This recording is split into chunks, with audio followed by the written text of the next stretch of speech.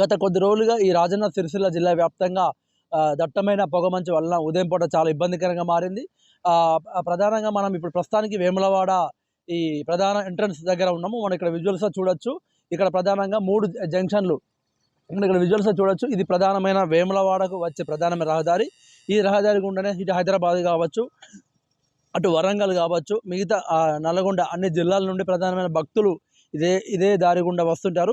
అయితే ఇక్కడికి వచ్చే క్రమంలో ఉదయం తెల్లవారిన జామునప్పటికీ కూడా దట్టమైన పొగమంచు కారణంగా అసలు వాహనాలు అనేది కనబడతలేదు. అంటే ఉదయం పూట కూడా వాళ్ళ వాహనాలు లైట్లు వేసుకొని, ఇండికేటర్స్ వేసుకొని ఇక్కడికి వస్తున్నారు. అంటే ఇక్కడ ప్రధానంగా ఉదయం తెల్లవారుజామునంతా రాజన్నను దర్శించుకోవడము, ఈ క్రమంలో పొగమంచు, అటు చలి విపరీతమైన చలితో అటు చంటి పిల్లలు కావచ్చు, వృద్ధులు కావచ్చు చాలా ఇబ్బందులు పడుతున్న పరిస్థితి అయితే ఉన్నది. అంటే ఇక్కడ అటు బోనాలు బద్దిపోచమ్మ అమ్మవారికి బోనాలు తీసేందుకు మాత్రం ఉదయమే మహిళలు చాలా పెద్ద ఎత్తున క్యూ లైన్‌లో వేచి ఉండి అమ్మవారి దర్శనం కోసం వేచి ఉన్నారు. అలాగే ఇప్పుడు ప్రస్తుతం మనం ఇక్కడ చూడొచ్చు ఆర్టీసీ బస్సును. ఇది వేములవాడకు వస్తున్న ఆర్టీసీ బస్సు ఆల్రెడీ లైట్లు వేసుకొనే ఇక్కడికి వస్తున్న పరిస్థితి అయితే ఉన్నది.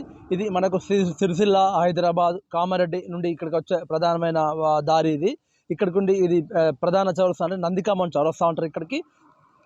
ఇక్కడ ఉదయం ఇప్పటికి తెల్లవారుజామునప్పటికి కూడా చుట్టూ పొగమంచు మాత్రం ఆవరించి ఉన్నది. ఇటు మరొక వైపు కరీంనగర్ రహదారి. ఈ కరీంనగర్, వరంగల్ అంటే రాజన్న ఆలయానికి ప్రధానంగా వచ్చే భక్తులలో ఇది కరీంనగర్, వరంగల్ నుండి అత్యధిక శాతం భక్తులు వస్తుంటారు. అంటే తెల్లవారుజామునప్పటికీ కూడా చాలా పెద్ద ఎత్తున ఇక్కడ పొగమంచు మాత్రము ఉన్నది.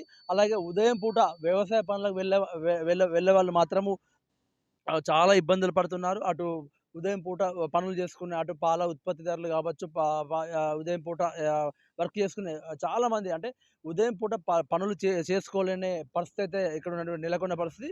అలాగే అంటే ఇప్పటికే డాక్టర్లు మాత్రం హెచ్చరిస్తున్నారు. అస్తమా ఇతరత్ర కొంత ఇబ్బందులు ఉన్నవారు మాత్రము ఈ చలికి బయటకు రావద్దు. కొంత సూర్యుడు వచ్చిన తర్వాతనే బయటకు రావాలి. ఎందుకంటే ఇది చాలా చలి మాత్రం చాలా ఇబ్బందికరంగా ఉన్న పరిస్థితి. అంటే ఓవరాల్‌గా సిరిసిల్ల జిల్లాలో మాత్రము ఇక్కడ మనము విపరీతమైన చలి, పొగమంచు మాత్రము ఉన్నది. ఆల్రెడీ అంటే ఉదయం 8 అయితే గానీ జనాలు ఎవరికి బయటకు వచ్చే పరిస్థితి కనబడలేని పరిస్థితి ఉంది. సిరిసిల్ల జిల్లాలో పొగమంచు, చలికి సంబంధించిన వివరాలు. కెమెరా పర్సన్ దీపక్‌తో బాబు యాదవ్, V6 న్యూస్, వేములవాడ, నందిగామ నుండి.